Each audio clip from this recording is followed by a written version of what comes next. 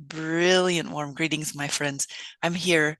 It's my early morning in Sri Lanka, and I'm with a beautiful friend and fellow colleague, Kim Nishida. She's in her evening over there in California, and we're planning to have a dialogue here transparently with you in real time about our experience in the digital space. We actually just decided to call this the digital space. But before I go further, I'm going to let Kim introduce herself more fully. Also, because I'm learning more about her background as I learn more about her. So, Kim, anything you want to share about yourself and your background?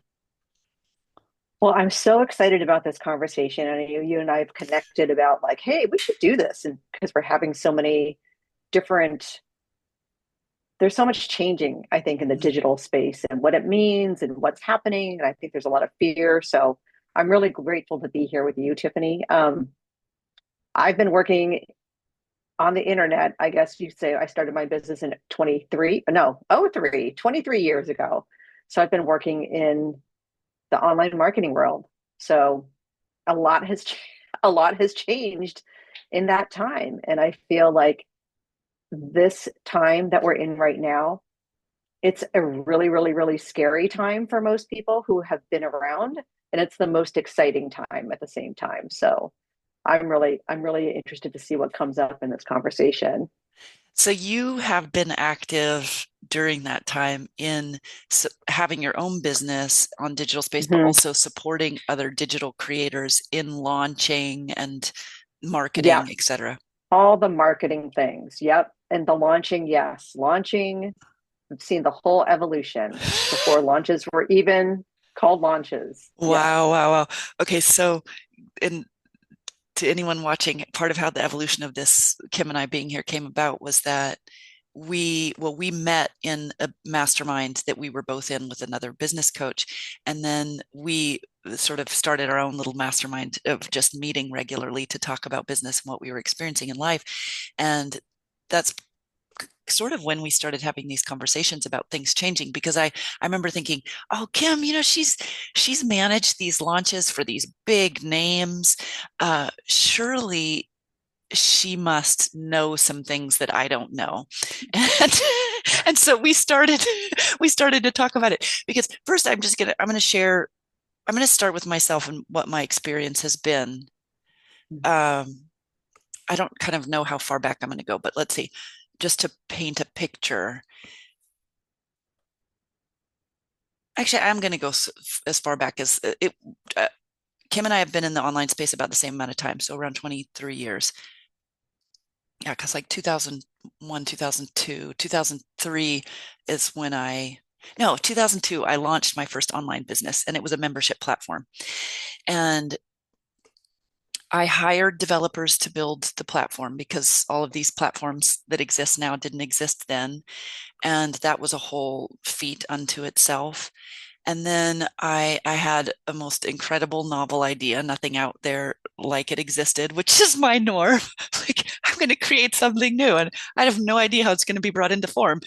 And then I started to bring it into form, record the content, create the content, and then it came time to market it. And I actually had no idea what I was doing there. And by that time, by the time I got to the marketing piece, I already was so tired from doing all the other stuff myself and not really understanding how to ask for help and manage my energy and all the things that I am much better with now. So I remember back then, I want to name this now, that the people that I was working with that were doing the build out for the site, who they also did some measure of marketing, they were always telling me, Tiffany, the typical marketing thing, like, you have to identify people's pain points and you have to speak to their pain points. And everything in my body was like, no, I don't want to do that. My platform was called Eating for Evolution, and it was all about an evolutionary relationship to food uh, and going beyond the dietary dogma. There was so many different sort of fractions of systems telling you how to eat and what to eat. And I just wanted to connect people to their own body and being able to listen to their body and what their body wanted, and to fall in love with food. And so I wanted to speak to their inspiration. and what people really wanted. In the end, what I found was that it was true, actually, what they said, that pain points needed to be touched upon, because it was, particularly at that time, like it was, if you didn't really kind of nail the pain point at the beginning, people just didn't hear you. They didn't receive it. So, but I name that because it's carried with me all the way to now. And I'm going to share something that I experience as different now. So I actually folded that business because I couldn't invest any more of my time, energy, and money in it. It wasn't successful from a financial perspective, but it actually is what set me up to be really successful when I started my next platform, which was about maybe 4 years before COVID. That was when I discovered Teachable.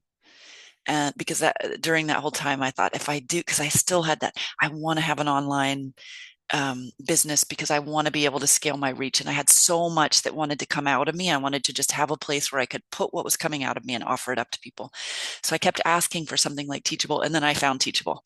So I start putting everything up just because I have to from overflow. I put it up. I didn't even know how I was going to price it. It was wildly, wildly successful, beyond what I imagined it would be. That was probably kind of the height of, and I didn't even know launching. I didn't really know what that meant. I just, at that point, by that time, I had a community, I had an email list. I was just sharing with them. That online school brought in, I mean, I started out just to give numbers, so it makes it concrete. I I wasn't really thinking about money when I just needed a place to place stuff, but I thought it would be so cool if I brought in an extra 2K a month. And within a really short period of time, it was over 10K a month was coming in. With, from my perspective, it wasn't a lot of work for me. I didn't even have a helper at that time, an admin or anything. I shortly thereafter got one, but it was just me putting out content that felt good and sharing it without any knowledge of marketing language or hitting, sales copy or creating nice landing pages or any of that. Uh, COVID happened. It got even busier because I happened to have all of this stuff already up, and then I could get certified for continuing education units for acupuncturists, and then they could get their education. So I was well positioned. I was already ready. So then I just pivoted into, this is so freaking cool. I want to teach anybody who wants to know about it, but especially healing arts practitioners, how to do this. Because why not? Like, share your knowledge, let it reach more people, and let money flow into you. Like, this is so good. So I that's a pivot that I made, as also as I was exiting out of my clinical practice, because I was traveling a lot more. And then I started coaching other entrepreneurs to create online. That was really beautiful and went super well for a few years. Like that, it's part of COVID. And then as we were coming out of COVID, and then I realized a couple of things. Kim, I'm just going to get my whole trajectory out here because it feels like a stream of consciousness, and then we'll unpack. Cool. Yeah, that's great. Okay. Um,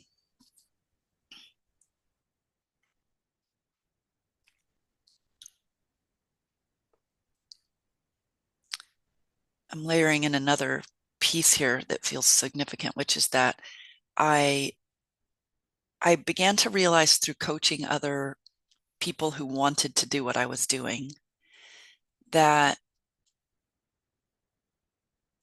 I'm going to say something a little bit radical and then qualify it, that the coaching didn't matter. And what I mean by that is that the coaching did matter, but in this, from the perspective of me telling them what to do and how to do it, and then them doing it and experiencing the success I experienced. Like, as a thought mosaic, that makes sense. Like, I had success, this is how I do it, now I'm going to show you and you will be successful. Like, it kind of makes sense, right? But I actually found that didn't hold up. Some people would implement what I did, do what I did, and have success, and other people wouldn't. And I honestly would feel bad, like when it wouldn't happen for people, because I felt like, oh, they paid me money and I thought that it would work for them. It worked for me because but it was this was a big maturation process for me as a coach, as a guide in this realm to realize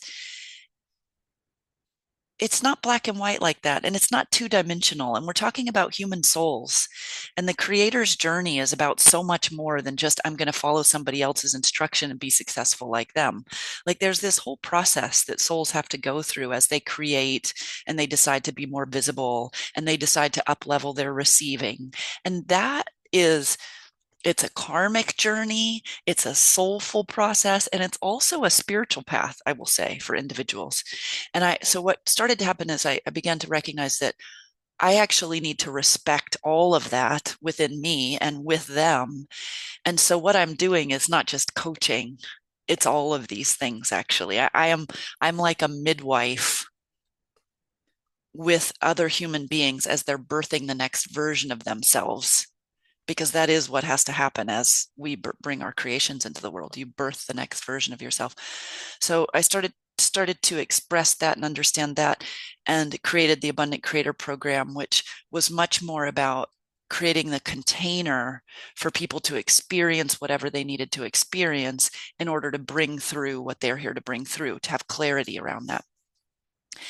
And that worked quite beautifully, except for this part that I noticed, which is that I had a time frame on it. Hold on, I'm getting a little chilly. I had a time frame on that container. It was 4 months, because I also thought, look, you put a time on it, people are going to feel that sort of pressure, hopefully as positive pressure, and they're going to create something digitally in that time, and I'm here to support them, answer any questions. I have tools, I know how to soulfully support them, I know how to spiritually support them. Let's go. And then I realized this time constraint, like, that's also not how it happens. People can just, do you want to ask something or say something? Yeah, Yeah. yeah. Tell me more about the time constraint. What was the structure of the time constraint? So basically, it was that we had 4 months, and in that 4 months, everybody was the expectation that was there was, and the promise really was, you're going to get clear on what you want to create in the digital space, and you're going to create it and launch it during that time. And that's certainly what I wanted for them. And I think that that's what everybody entered into it wanting for them. But but in the first round that I did it, I'd say half the people didn't launch in that period. The second time I offered it, I'd say only 1/3 did. The third time I did that program, I think out of everybody in the program, maybe 2 or 3 people did out of 12 or 14. And I just realized that I couldn't, not only could I not make a, I, it wasn't a problem, even though it felt like a problem, because the whole space, this is leading to the final thing, the whole online space was changing. I was recognizing that it was changing, which also meant for me to be in integrity about how I guide and lead, I had to be honest about what I was seeing. I couldn't just pretend that that was when my launches were actually starting to.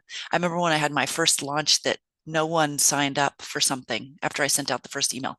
Never had that happen. Ever, ever, ever. And what I was launching was brilliant. I mean, it was exceptional. It was timely, all those things. It was lined up. It was filled with love. Oh, did I lose you? Are you still there? Oh, my internet bleeped.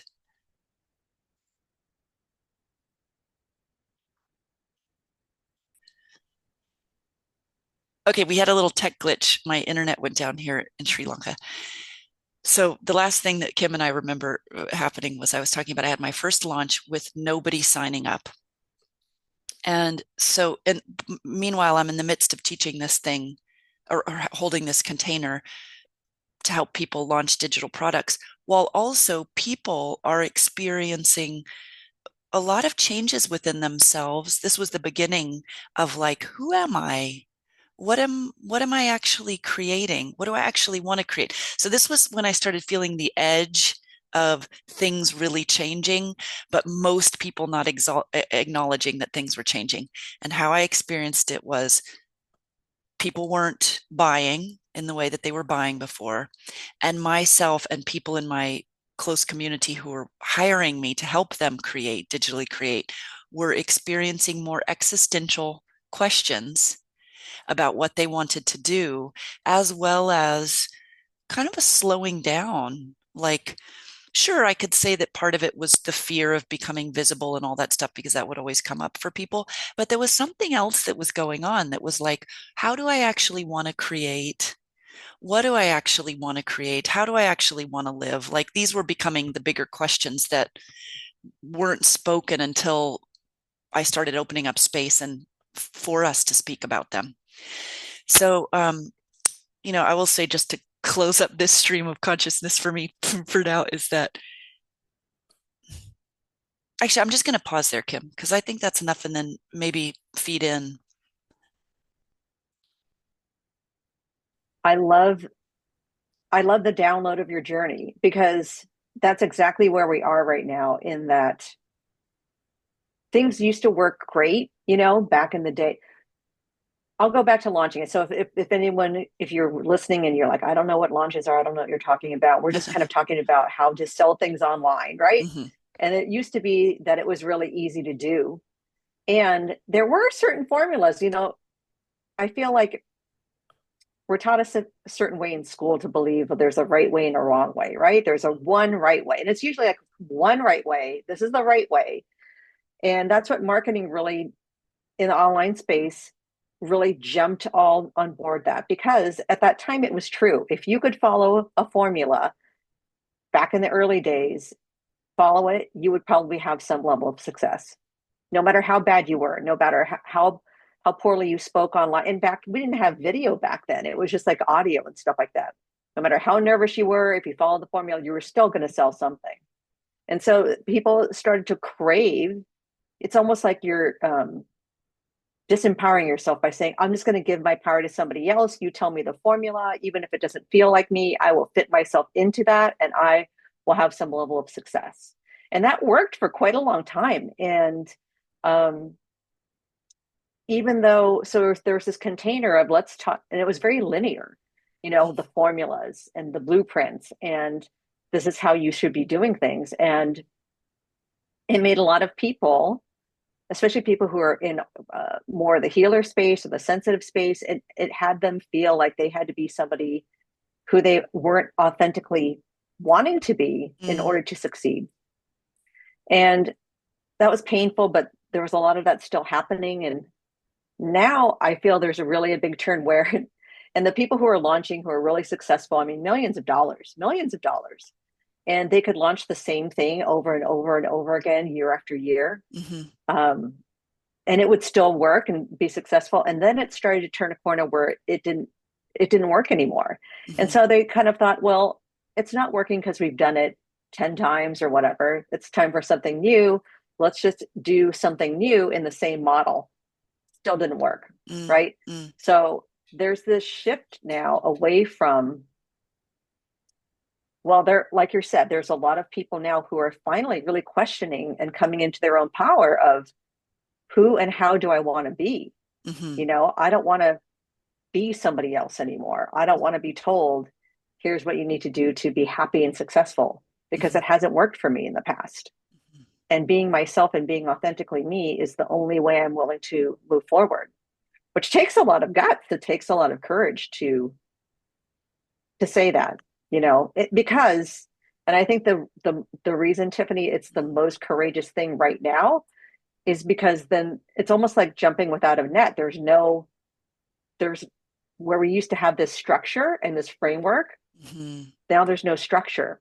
And Mm-hmm. so it's like this big uncharted territory and it's scary, right? It's scary to Mm-hmm. go out into the unknown.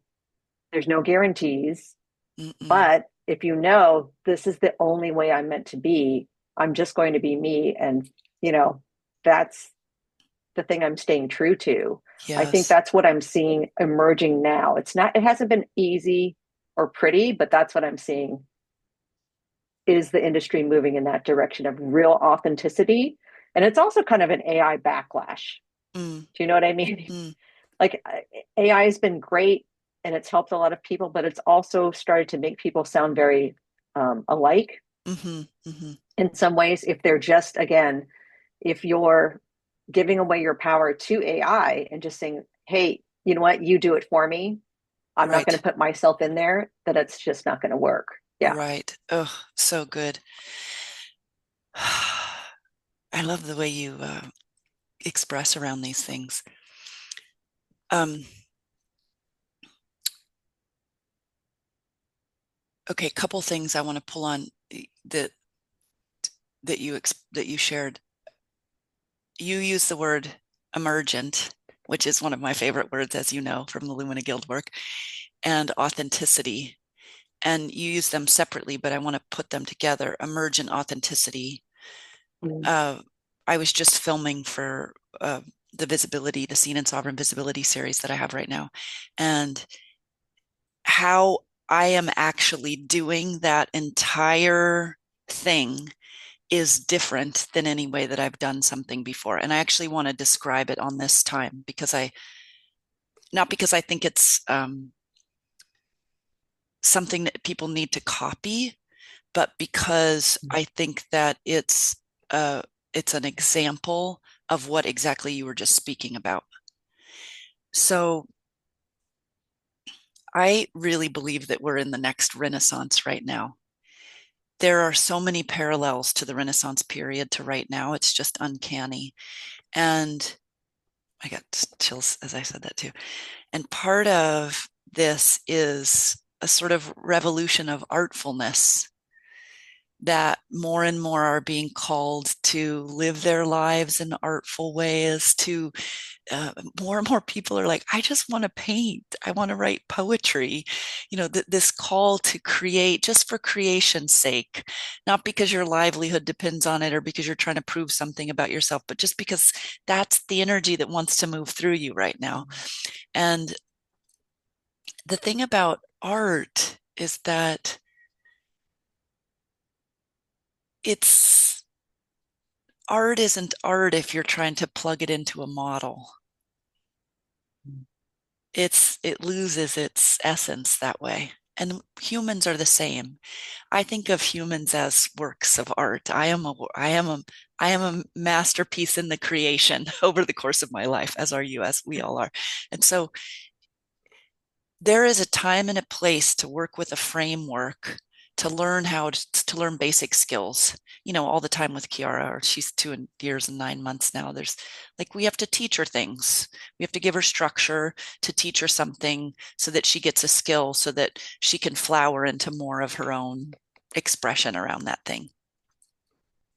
But if we were to solely put the focus on we're going to just give her these frameworks, one framework after another, and that's what the maturation process is, she would be entirely stifled as a unique human that she is. And so it's sort of like that with us. We, you know, the conditioning process, we've been given blocks of things that we plug into. And now it's kind of like we're saying, no, thank you. I actually want to know who I am and who I want and how I want to live and what time schedule I want to keep and how I want to create. And we're sort of sloughing off all of those things and finding our not only finding our expression, but finding our rhythms and discovering what we actually value, etc. So I see all of this trajectory and how it's connected to where we have been, how it's connected to AI, how it's connected to sort of the future that's pulling us. That, by the way, the future that's pulling us is sometimes I think about the future that's pulling us as the place where all of the desires that we've collectively wanted, like I want to be free with my time. I want to live my life like I'm on vacation. I want to get paid just for being me. I want to create just when I want to create. Like all these things, they're sort of pulling us to them. That's how I often feel it in my body. And so then we must create in pioneering ways that allow us to experience more of that very thing that we want. Mm. So this is our art school. So I've been thinking about it. This is our art school. This is our Yeah. playground, and we're getting to test it out. So from what you said you think it's really exciting, and there's a lot of people that think it's terrifying. And I've experienced both. Like I remember when I first started going, oh shit, am I like do I need to get a job because this is not Yeah. going to be bringing in money anymore? Like, what's actually happening? And also, I had to, what an interesting place to be in where I'm teaching and coaching people how to make money in the digital space. I mean, at least in part, that's what I'm doing. And the whole space is changing and it's not the money's not flowing the way it was before. Like, what's actually ethical for me now? Because I also need to like step back and say, okay, what's actually happening? And what do I want to move forward with? And how does that translate into me helping or supporting other creators? So all of that's up for I'm playing with that right now. But let me pause there and see what you want to add, and then I'll share what I most recently did that's an expression of it. Oh, right. I don't think yeah, Yeah, I haven't got to we that haven't part gotten yet, there but yet. So, um, I think the word that you said that really lit me up is play. Like, I think it's gotten way, like we talk about emergent authenticity, there's like emergent creativity, right? mm-hmm, And giving permission to be creative in a way that's more playful, that's not mm-hmm, like so high stakes that you feel like you're, again, it's that right or wrong. Like if you're mm-hmm, creating, you're not going to get it wrong. I feel that mm-hmm, that's people feel like they're being judged, they're going to get it wrong. And that just totally stifles creativity and creation, especially if it's creation for creation's sake. So I mm-hmm. think there's an unhooking from I'm allowing to come forth what needs to be created through me versus I am only going to create what's going to make money or what's Exactly. going to sell. I think that's just an unhooking It's there. being uncoupled right now, like in real time for Yeah. people. Yeah, it's extraordinary. Hmm. Yeah. But but that's why it's scary. It And really, I get it when people say, well, I do need to make money. It's like, yes, but being inauthentic to yourself isn't the way to go. I really firmly feel that. It just doesn't, it just, that just made me feel bad in my body. Like, you really have to lean into what your body's saying, what feels good, what needs to come through you, and you can't deny it at this point. I think that's where mm-mm, we're at. That's the pressure I'm feeling. We can't deny ourselves anymore. I don't know if mm-mm, you're feeling that mm-hmm. yourself, but it's just like Oh it yeah. feels like I've lived a lifetime of denial, Mm-hmm, So then to kind of pivot the other way, it's daunting, you know. mm-hmm. Oh, this is the most juicy conversation. Like this is actually what I think about and talk about when I'm talking with other creators every day. Yesterday, I just filmed this video with a colleague called Beyond Authenticity because a few years ago, before AI really exploded in the normal person's life, normal usage, I I could feel it coming and I created. In fact, I'm going to offer it for free for anybody who's listening to this. I'll just put with the show notes the link and a coupon code. But I called it the three golden keys to your exponential future because I'd gotten this download while I was on a flight, a long haul flight, about the three keys for our exponential future, which really is now. Like, what does it mean to be a creator and flow at the levels that you want to flow now? And and the three keys are um, authenticity, novelty, and commitment. But I could feel that the way that I was receiving authenticity, it was different than how we've experienced it before. I'm going to qualify that in a minute. Novelty, also different than how we think about it and normally frame it. And then commitment was really about commitment to yourself and what you really want and how Mhm. you really want to live. That's the commitment. It's not like the discipline, you know. So what I'm Right. seeing now is that those three things, if you look at those three things within what we call the previous paradigm framework, which the previous paradigm is built upon a polarity continuum of good, bad, right, wrong, black, white, ugly, pretty, win, lose, right? So Right. this next paradigm that we're co-creating together right now in real time, even we're doing it right now, you and I, Kim, is it's a totally different field of consciousness that says actually we're not orienting around that anymore. We're not orienting around right and wrong, good, bad, black, white. That's not Hmm. actually the ground that we're standing on. So if that's not the ground that we're standing on, first of all, it can be scary. Secondly, it's disorienting. Yeah. Thirdly, then what is the ground? And then you have to actually get really quite serious with if you're occupying yourself, if I'm occupying Tiffany, who I am and what I really want, then that becomes the ground. Who am I and what do I really want? Wow. What do I really want? Then that becomes the ground. And I'm as this is happening for me more and more, and I'm just free from all that baggage that I carry around subconsciously and consciously around. Am I right? Am I wrong? Is somebody going to get offended? Did I all that stuff that's so heavy? Like I just don't want to carry it anymore. Then my creations are so much more liberated and free. And what I've been creating, what I've created with this the Seen in Sovereign Visibility series is the whole creation itself has been a living, active evolution.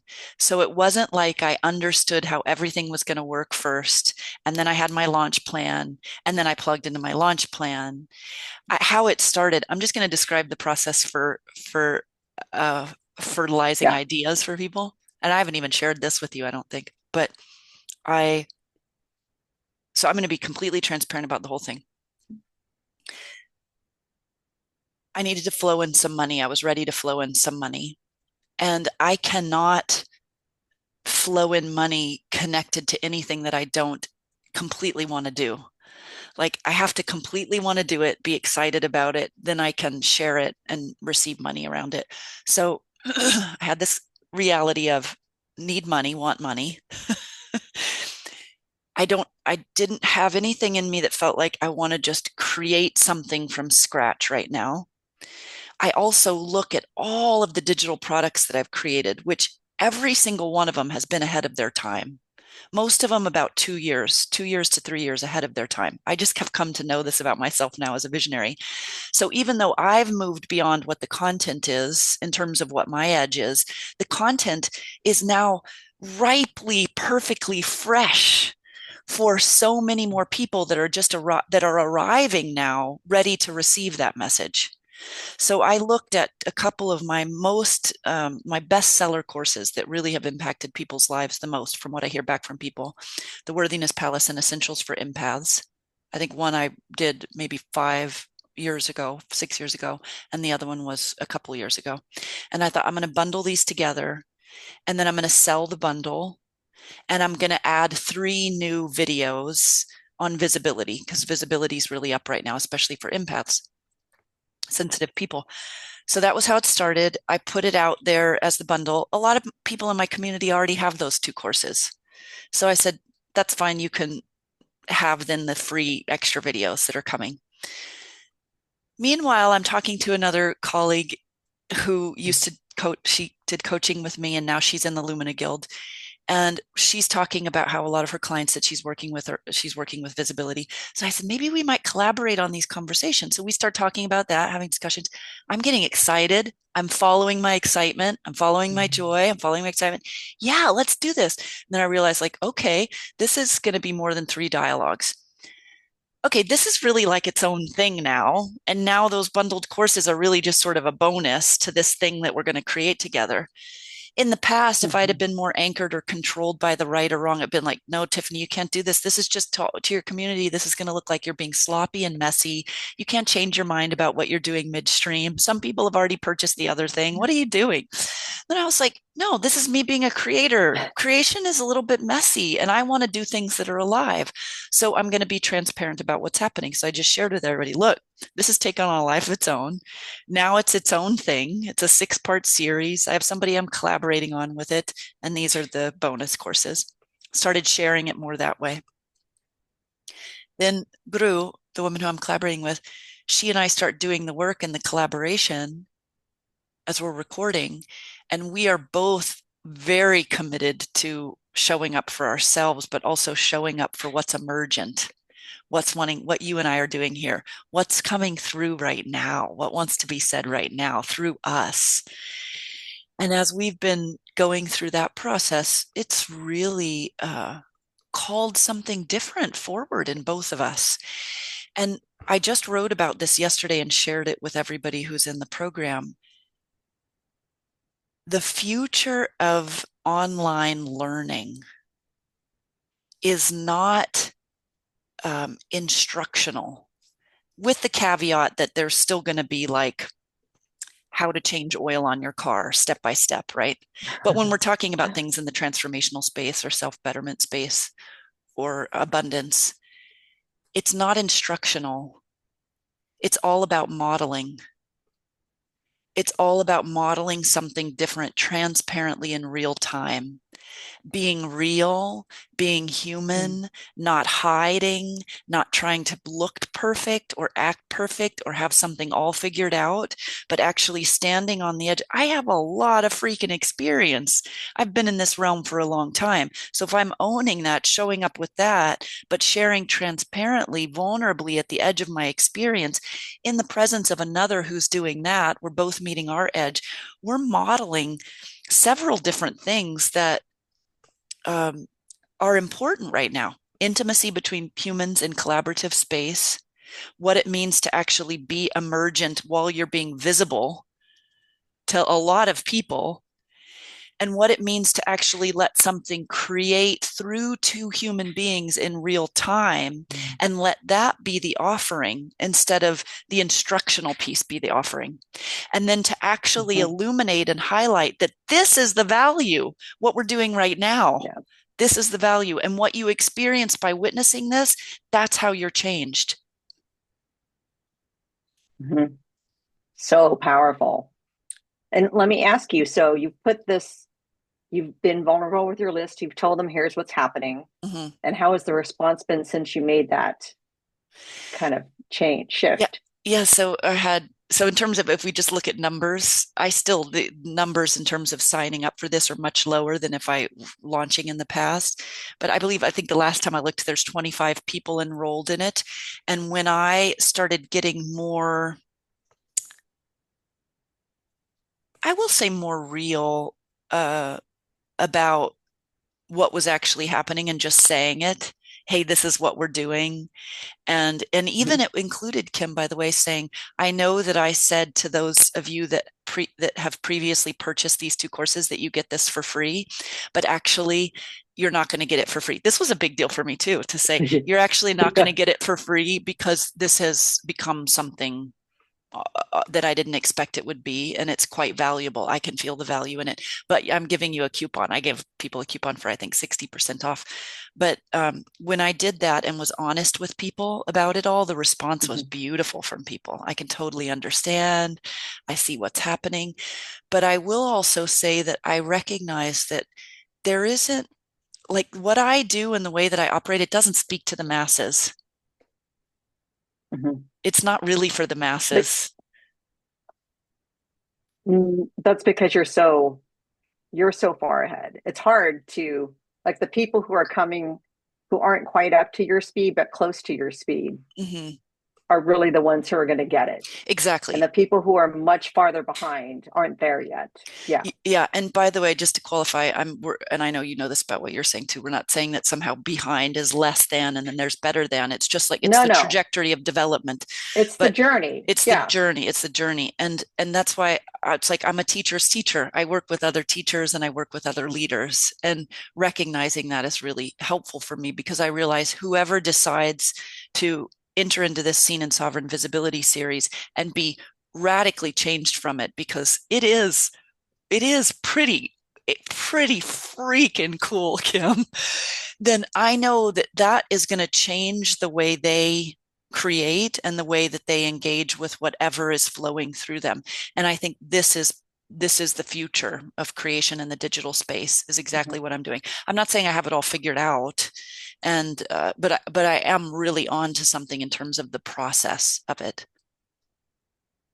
Yeah, I definitely agree with you. I think two things that struck me when you were telling that story is that's really important is you gave yourself permission. Mm, You gave yourself permission to trust yourself and to be vulnerable in different ways. And I think that's where we're at. Like vulnerability, being real is really what people are craving right now, right? Like I know you see this in other spaces too. There's a woman I know who she's like a mom. She's like a regular person, but she's a mom. She's a singer. She has a band just kind of on the side. And I don't even know what she does for a job actually, but she decided she wanted to grow her Instagram following. She's like, she didn't really have Instagram. She's like, you know what? I've heard from some creators. I'm going to make it my goal. I'm going to be consistent. I'm going to post on Instagram. And my goal is to get to like 100,000 followers in a year. And she's like, I'm just going to be real. I'm just going to be me and say whatever the hell. And she grew it to 400,000 in like 4 months. And it was not super strategic, but the thing that she was smart about was she paid attention to. She's like, you can say whatever you want, but you still have to make it engaging. You should look at other influencers. People have to engage with your video. That was all she did. That's the only formula she followed. It wasn't like, you need to look like this or talk like this. I mean, she would be in her pajamas. Her hair wasn't done half the time. She always had like the same Star Trek coffee mug, you know?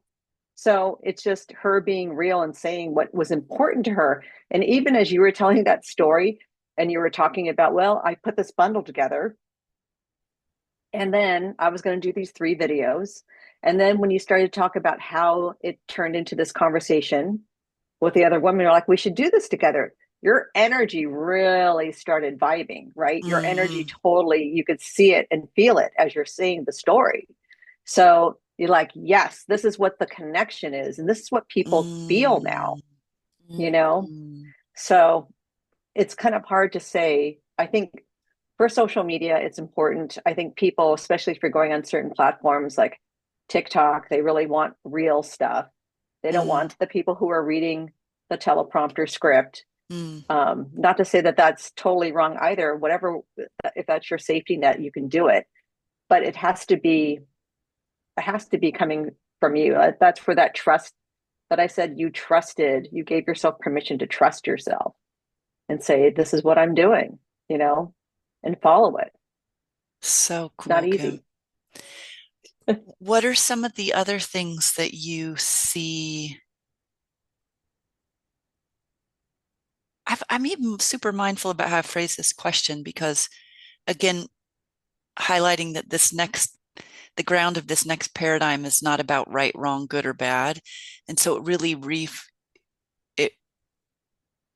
it's like if it's not about figuring out how to get it right, then it's something else. And that something else, I know we're speaking to but is there anything more that you want to say speaking to that for you personally or what you've noticed in other creators that you've been working with?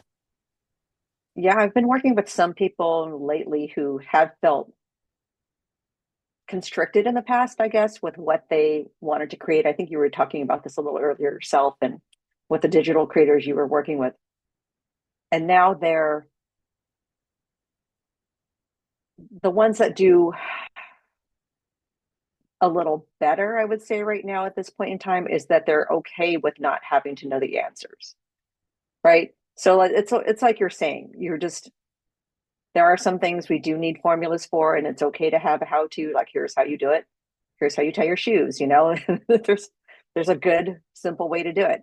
I think just being in that space of allowing and holding the space for yourself just to kind of let it come through. So I feel like the message is there. We just don't let it come through, right? A lot of times we're not hearing it. It's not that it's not there. We're not ready and we're waiting for it to come. It's there. We're just not holding the space for it, I think. Oh, I love that. It just gave me some ideas too. So I'm seeing creators who are now, they're a little frustrated, but once they start to take time off or whatever, take even like, it doesn't mean they have to go on a vacation or anything like that. But I know people who have gotten really good downloads when they finally go on vacation or if they're in the shower, right? That they're getting this inkling, and it can be like that, like an inkling of like, here's something that's different that I feel kind of excited about. And then kind of getting curious, well, what is that? Could that be something? And without putting the pressure on, like, well, how is it, without jumping to logistics? Well, how would that work? And who would the market be? And, without going to that place, it's just like, well, why does that get me excited? Or why am I interested in that? And what would that look like? And Hmm. just kind of going from that curious point of view, then they're getting more excited than their energy. If their energy really feels good around, they get more excited. And then that is what then all of a sudden I'm like, oh, I know how I'm going to market this thing. I know what I'm going to put on the sales page. I know what the email is going to say. Like it just starts kind of flowing Yes, versus trying to force it, you know? that's exactly what I'm I think experiencing. that's yeah, I Yeah. think that's where we're at. And I think in a way like AI again, I like it. I think it's done some amazing things, but I think sometimes now people are leaning on it a little too heavily. Like again, they're Hmm. advocating their power Hmm. and just saying, you know what? I'm not going to take responsibility. Hmm. You do it all for me. Yeah. It's interesting because I think maybe what we'll do is come into summary mode, and then if you're willing to have another conversation, we have one fully on the AI piece because I think it's huge and Yeah. important. And I will add just a little bit to that, which is that I find it's I mean, it's an extraordinary tool. It's almost an Mm-hmm. understatement, but it is a reflector. So it's going to reflect back. It's going to reflect back what's there with the person who's inputting. And so for me, for example, I have a big body of work. I've been in this, I mean, I've been in teaching and in the transformational human potential world for 34 years. I mean, this is my Yep. life. So I think about this stuff every day. I have bodies of work. I've written pieces. I have content from courses I've taught at the university level. Like it's all there. So I can input things and then I ask questions because I'm really looking for it as a partner to help me bring out or clarify the next edge or refine. I mean, I have such like a mad scientist brain that AI has helped me declutter my brain, which has been extraordinary. And also where I have this will take us down a whole other thing. I'm going to sticky note this for anyone watching. You have Okay. to tune back in because I'm going to say something really cool, but not now. It's on the next one. Uh, so let's jump into it there because I do think it's really important and relevant Okay. to this conversation about creation. All right. So, Perfect. coming into summary, why don't you share anything that you want to share about where you're at right now and how you're creating and what you're doing? Anything you want people to know? Um, I think, well, and it kind of does go back to the AI thing. I love what you said about I think AI is brilliant at conversations. It's like that's how it needs to be, the conversation, the back and forth, versus where I'm seeing a lot of people just wanting to put the prompt in that somebody already gave them. Mm, They mm, get a prompt from somebody else, they put it in, and they just want the answer to be spit out. You know what I mean? The yeah. conversations are amazing. Like Mm, that's where it's at. It's having that conversation. It's almost like having a conversation with a different aspect of yourself in a way. mm, Anyway, mm, in summary, I think it's kind of like that one thing I said about like it's a scary time in the digital space for marketing. It's scary, but exciting because it's going to be amazing. Like I think we're going to get through this. It's not like we're going to arrive at a destination, but I think it's going to get a lot more. I think people right now are waking up to a certain level of learning of like how they want to be and how they want to live. Like you were saying earlier, and they're going to need a lot of help. You mm, know, we already know that they're going to need help with this transformation. And as we're moving forward, I think it's just not going to look the way it did before. And I think that's a really exciting, like the way we did it, it served us well. It worked. It was great. And now something totally more creative. And again, like I said, more playful, mm, less authoritarian. This is mm, what I'm excited about. I want creativity to be flying all over the place, right? I want fun to be happening. Like when was the last time like marketing was really fun? mm, mm, It's just always so serious. mm. So I think the good times are coming. I think they're coming. Yeah, and the way that we bring them in is by having a good time right now, and right now, and right now, and right now, Yeah. and right now, and right Yeah. now, as much as we can. Yeah, as much as we're able. Um, Okay, I'll put any contact information for you in the show notes with this. And I'll say for me in closing, I a big shout out to Lumina Guild because it really is a place where all of this can I, I'm working, Kim, with actually describing Lumina Guild in a way that feels super satisfactory, but without a lot of words, and it's still a work in progress. But the Lumina Guild was fashioned after the guilds during the Renaissance. And the thing is, the Renaissance wouldn't have really happened in the way that it happened without the guilds.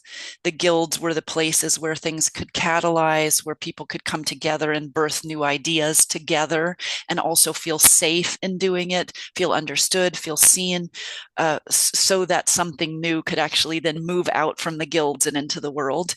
And this is definitely what's happening inside the Lumina Guild. You know, we're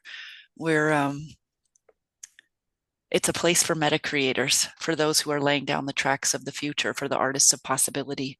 And so check it out at luminaguild.com if you're interested.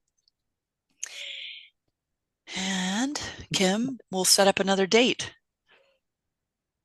That sounds amazing. And Lumina Guild, yes, I think it's a place where creativity is nurtured and you're allowed to marinate in it. Do you know what I mean? Like Mm, there's this marination thing where you're just steeped in it mm, because it's the environment. And that's what is so valuable, mm, because we don't really have that most of the time in our lives, a mm. place that's nurturing like that.